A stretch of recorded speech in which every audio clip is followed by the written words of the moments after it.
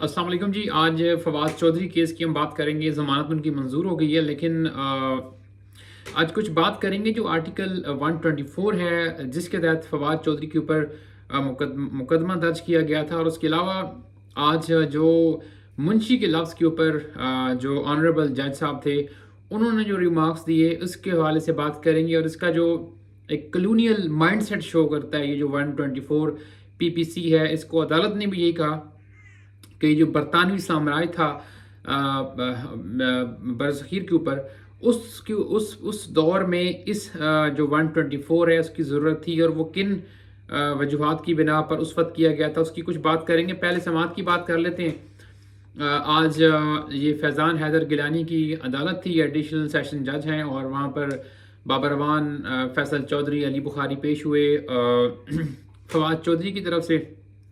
उस पर बाबर अवान ने जो दलाल दिए, उन्होंने ये कहा कि जो इलेक्शन कमीशन है, समझने की ये ज़रूरत है कि जो 124 है उसमें ये कहा गया है कि कोई भी शख्स अगर वो सूबाई या वफाकी हुकूमत के ख़िलाफ़ कोई ऐसी बात करे जिससे अनरेस्ट का ख़तरा हो, जिससे म्यूटनी का ख़तरा हो, जिससे इस चीज़ का ख़तरा हो कि कोई फसादात बर्पा हो जाएंगे, तो उसके बाद जो है वो उसके ऊपर ये दफ़ात जो हैं वो होती हैं।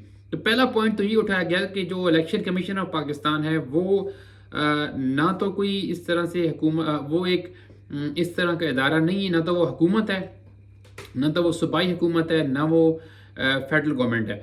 तो एक अथॉरिटी है, सेम लाइक जिस तरह एक कैपिटल डेवलपमेंट अथॉरिटी है इस्लामाबाद में, CDA है, या इस तरह RDA है पिंडी में, मुख्तलिफ शहरों में है, जिस तरह LDA लाहौर में है।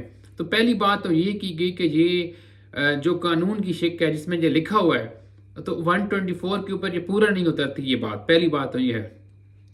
उसके बाद ये है कि फवाद चौधरी ने ये कहा कि अगर उन्होंने ये कहा, बाबर अवान का ये कहना था कि तुम्हारे खिलाफ कार्रवाई करूंगा, तो उसमें गलत क्या है? इसमें इस बगावत की जो दफ़ा है 124, उसको गलत रंग जो है वो दिया गया। जज ने ये कहा कि उन्होंने एक FIR के मखसूस हिस्से तक तो उन्होंने कहा कि ये FIR बनती है, लेकिन उन्होंने इस्तफसार किया बाबर अवान से कि घर तक छोड़ आऊँगा का क्या मतलब है। खैर उसके बाद मुंशी के लफ्ज़ के ऊपर काफ़ी गर्मा गर्मी हुई और काफ़ी दिलचस्प बहस हुई।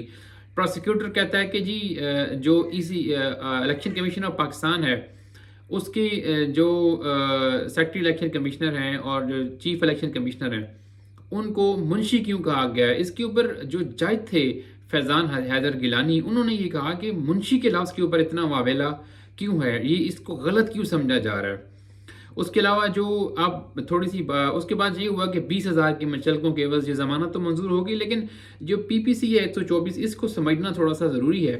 ये बेसिकली बरतानवी साम्राज्य, जब बरतानिया का कब्ज़ा था इंडो पाक के ऊपर और पूरे कॉन्टिनेंट के ऊपर, तो 1860 में जो वहाँ पर एक तरह से एक रेबेलियन माइंडसेट था, जो लोग आज़ादी चाहते थे उनको दबाने के लिए, उनको कुचलने के लिए जो है वो ये दफ़ा और इस कानून को इंट्रोड्यूस करवाया गया। और इसका मकसद सिर्फ ये था कि आज़ादी की जो आवाज़ है उसको दबाया जा सके। और इस बात के ऊपर जज ने भी इस चीज़ को सेकंड किया कि बिल्कुल ऐसा ही। और उसके ऊपर जो साहब एक्स चेयरमैन सेनेट हैं रज़ा रबानी, उन्होंने 2020 में एक प्राइवेट मेंबर बिल जो है वो भी मूव किया था, और उसमें भी उन्होंने यही कहा था कि ये इसकी जो प्रैक्टिस है 124 की, वो सिर्फ पॉलिटिकल विक्टिमाइजेशन के लिए पॉलिटिकल केसेस में की जा रही है। उसके अलावा तो कुछ हमें नज़र नहीं आता कि ये जो 124 है आखिर इसकी वजह क्या है। अच्छा, इसमें आपको थोड़ा सा बताऊं कि 1922 में जब ये आज़ादी की तहरीक चल रही थी, और जब ये हमारा जब ब्रिटिश राज था इंडो पाक जितना भी वो एरिया है उसके ऊपर, तो उस वक्त सब कॉन्टिनेंट के ऊपर, तो उस वक्त गांधी जो है उसको चार्ज किया गया था इस 124 के तहत, और 6 ईयर के लिए उनको सज़ा सुनाई गई थी। और इसके अलावा एक और साहब थे, मुझे उनका नाम नहीं पता, लेकिन उनका केस भी ऐसे ही चला था। और उस वक्त मोहम्मद अली जिन्ना, कायद आज़म मोहम्मद अली जिन्ना ने ही वाहिद शख्स थे जिन्होंने 124 का केस लड़ा था, क्योंकि इतना ज़्यादा वहाँ पर दबाव था इनका बरतानवी राज का, इतना ज़्यादा खौफ था وہاں پر یہ جو حکمران تھے ان کا کہ کوئی کیس لڑنے کو تیار نہیں تھا ہوتا، لیکن محمد علی جناح نے خیر وہ کیس لڑا۔ تو اس کے اوپر آپ دیکھیں کہ یہ جو 124 ہے، یہ تو اس وقت کی دفعہ ہے، اس وقت کا ایک کیس ہے جب ایک محکوم قوم جو ہے اس کے اوپر حاکم ایک قابض جو ایک فورسز تھیں اکوپائڈ، وہ اس کے اوپر حکمرانی کر رہی تھیں اور وہ اپنے حساب سے قانون بنا رہی تھیں۔ اب جس طرح امریکہ ہے، اس نے افغانستان کے اوپر قبضہ کیا، رشیا نے کیا، اس طرح عراق کو آپ دیکھ لیں، لیبیا سیریا کو دیکھ لیں آپ، تو وہاں پر اگر جو کچھ بھی ہوا ہے، جو اکوپائڈ فورسز ہیں، وہ ڈیفینیٹلی ان چیزوں کو اسی طرح سے لے کر چلے گی جس طرح سے ان کے حساب سے بہتر۔ ان کو کیا ہے بنگے کہ وہاں پہ پبلک ول کیا ہے، عوام کی اوپینین کیا ہے، اس سے ان کا کیا لینا دینا ہے۔